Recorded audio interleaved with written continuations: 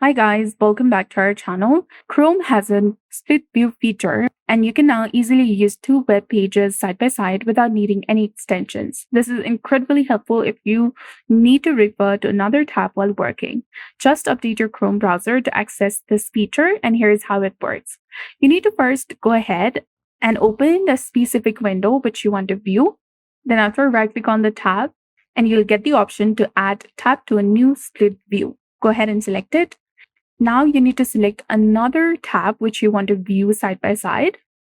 Select it and Chrome will automatically open that page next to your current tab, allowing you to use both tabs simultaneously. This is highly anticipated feature that Chrome users have wanted for a long time.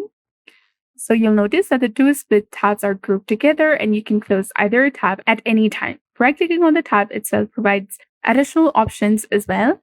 And you'll also find the option to duplicate the tab. You can go ahead and select duplicate, which is useful if you want the same page open in both sections. And you can add split view tabs to your reading list and share them with your phone or other devices, just as you would with regular tabs. This covers all the new split tab features and it is truly valuable addition to Chrome.